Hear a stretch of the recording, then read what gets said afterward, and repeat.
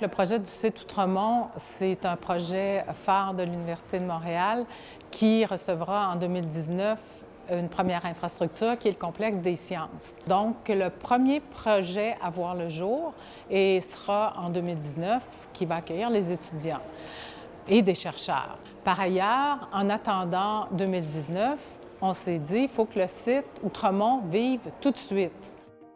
Donc, c'est pour ça qu'on a eu l'idée, en collaboration avec mes collègues du développement durable, de regarder si des projets éphémères en agriculture urbaine ne pourraient pas voir le jour sur le site. Les projets d'agriculture urbaine et d'apiculture sont nés à l'université sur le campus principal au début des années 2010, au même moment où le développement durable est devenu une priorité institutionnelle.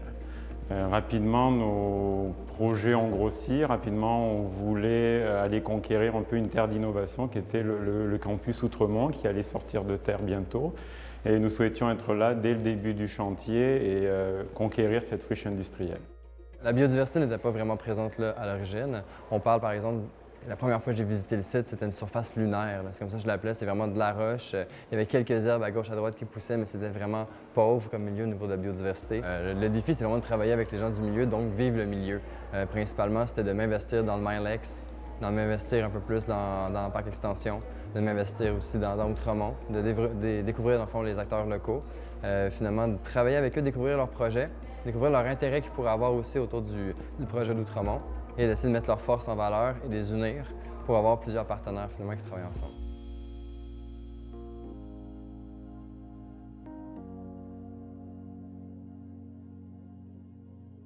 C'était la création de la coopérative en même temps plus ou moins qui ce projet ça a commencé à développer.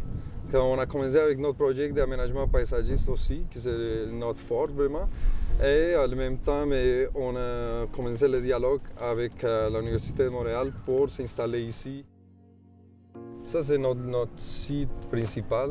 Et la production, ça va dans plusieurs directions.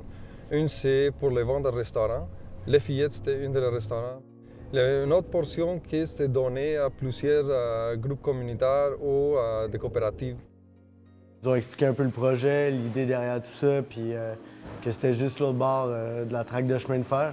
Ben, c'est clair que même juste dans la durée de vie des légumes, sont vraiment plus longs. Le goût, ça n'a pas rapport.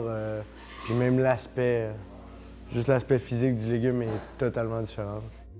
Il ne faut pas attendre qu'on coupe le ruban pour que le site ou le complexe puisse commencer à vivre dans l'imaginaire des gens aussi, parce qu'il y a tout ce volet-là. Il faut commencer à se l'approprier, puis il faut commencer à le rêver. Puis le rêver, c'est en amenant les gens, en leur faisant vivre une expérience agréable.